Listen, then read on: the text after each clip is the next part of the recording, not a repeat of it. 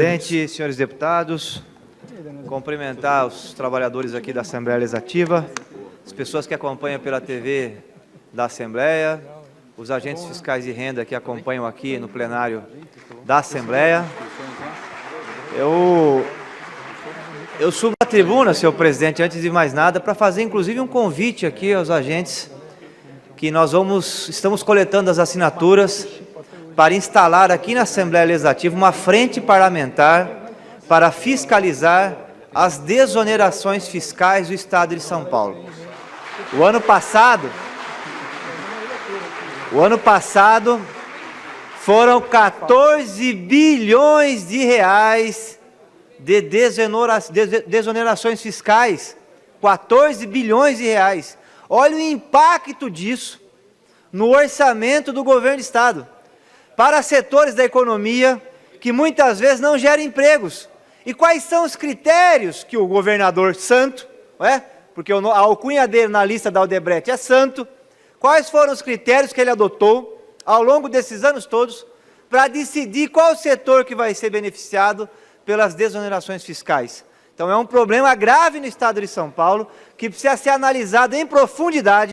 Nós vamos chamar aqui economistas da Unicamp, pessoal da economia da Universidade de São Paulo, várias entidades, para começar uma discussão profunda, porque o impacto fiscal das desonerações fiscais aqui em São Paulo é imenso, e um prejuízo que se estende não só ao setor do funcionalismo, mas, sobretudo, à capacidade de investimento do Estado de São Paulo e de viabilização das políticas públicas, ainda mais no momento de crise como que nós estamos passando, sobretudo a saúde e a educação.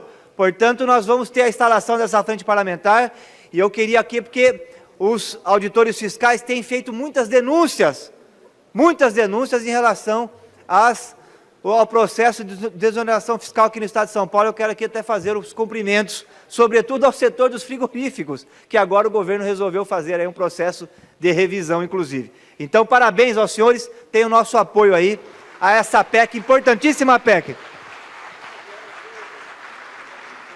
Mas, senhor presidente, eu quero deixar registrado nesse dia que as futuras gerações vão olhar para essa data de hoje com um profundo pesar.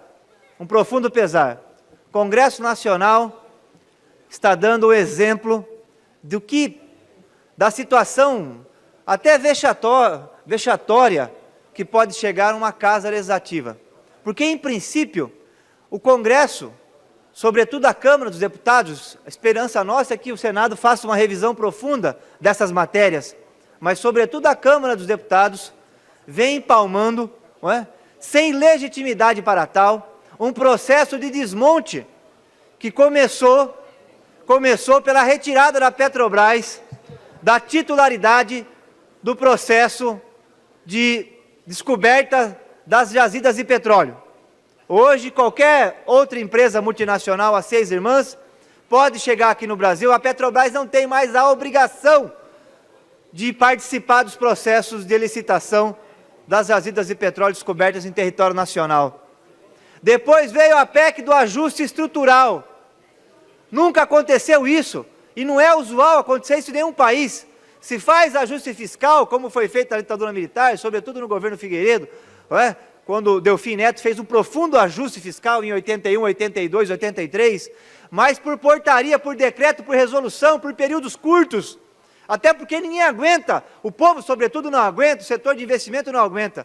No entanto, o Congresso Nacional aprovou um ajuste estrutural de 20 anos, em que o governo não vai mais ampliar os investimentos em infraestrutura, saúde e educação acima da inflação. Um erro brutal, sobretudo num país que tem uma demanda tão grande nessa área. Aí fez uma reforma do ensino médio por medida provisória, sem debate com a sociedade. E agora inicia uma discussão da reforma da Previdência, querendo colocar 49 anos de contribuição num país em que o emprego é sazonal. Já foi a geração que conseguiria trabalhar 18, 20, 25 anos no mesmo emprego, hoje isso não acontece mais. Ampliar o tempo de aposentadoria num país que, pelo menos em relação aos nossos vizinhos, nós não temos, conversei com um padre esses dias que me contava isso, e é verdade, nós não temos idosos pedindo esmola nas ruas, deputado Carlos Gianazzi, no Brasil. Nós não temos. porque os benefícios de prestação continuada salvam os nossos idosos, inclusive aqueles que não conseguem fazer a contribuição com a Previdência, porque se não atinge um quarto do salário mínimo, ele tem direito a receber o benefício de prestação continuada. Ao ampliar para 70 anos, como era a proposta do Michel Temer, vai jogar milhares de idosos nas ruas do Brasil. E agora uma proposta de reforma trabalhista, que já começou, porque foi aprovada a terceirização sem limite, não é mais atividade fim da empresa, não é? Não só atividade, todas as atividades da empresa vão poder ser terceirizadas. E o terceirizado, todos nós sabemos, tem pesquisa do DIEESE sobre isso, o terceirizado trabalha 344 horas no ano a mais e recebe em média 24% a menos. Portanto, isso já foi feito e agora querem desmontar a CLT. Eu estava dando uma olhada no projeto, senhor presidente. A grávida, eles querem que a grávida possa ir trabalhar inclusive em locais insalubres, reduzir a hora de almoço para meia hora, colocar o negociado sobre o legislado, deputado Alencar, nas regiões em que nós não temos, e essa é a grande configuração do Brasil, tirando o estado de São Paulo, que tem as plantas industriais mais consolidadas, tem sindicatos mais fortes, você tem regiões do Brasil em que não existe um movimento sindical forte e que as pessoas vão negociar o prato de comida. Se você coloca o negociado sobre o legislado, o trabalhador na ânsia de não perder o emprego, na preocupação de cair no desemprego estrutural, nas drogas, no alcoolismo, porque esse é o medo que ronda a classe trabalhadora no Brasil, o trabalhador vai negociar tudo, vai negociar férias, vai entregar 13º, vai negociar jornada, vai trabalhar por prato de comida em algumas regiões do nosso país. É um ponto muito importante da CLT, que é para, inclusive, dar civilidade às relações de trabalho e de empregabilidade no nosso país, mas querem desmontar tudo isso. E num Congresso que não tem legitimidade, um presidente, o deputado Carlos Gianazzi já disse aqui, que um presidente que, na verdade, é chefe de quadrilha, que não foi eleito para isso, era vice, entrou escondido no Palácio do Planalto, porque ninguém vota em vice no Brasil, era necessário que tudo fosse suspenso e o Brasil esperasse aí as eleições de 2018, e aquele que quer fazer reforma na CLT, aquele que quer acabar com a Previdência, vai na eleição de 2018 e diz isso ao povo. Se ele conseguir o apoio popular e se eleger para tal, aí nós vamos fazer um debate, mas não de forma sorrateira, como está acontecendo, porque esse debate não apareceu na última eleição, portanto não tem legitimidade, tanto o seu Temer, quanto esse Congresso Nacional, que é o mais corrupto da história, de fazer o desmonte de legislações tão importantes como o sistema previdenciário, porque não é só a Previdência, é a Previdência e a Assistência Social, que foi montada em 88, e também a nossa CLT, tão importante, que ajudou tanto o Brasil. E mesmo com a CLT, eu queria terminar com isso, senhor presidente, o Brasil ainda é o país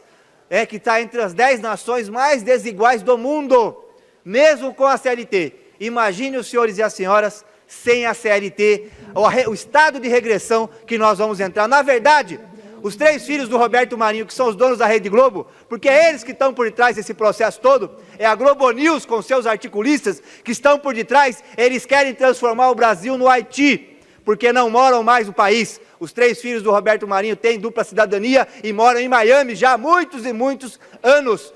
Nós vamos lutar em pé, não vamos nos curvar, vamos estar juntos na sexta-feira, para fazer igual 1917, que foi a última greve geral desse país, uma paralisação nacional com todo o apoio desse parlamentar, porque nós não vamos deixar que eles transformem o Brasil no Haiti. Muito obrigado, senhor presidente.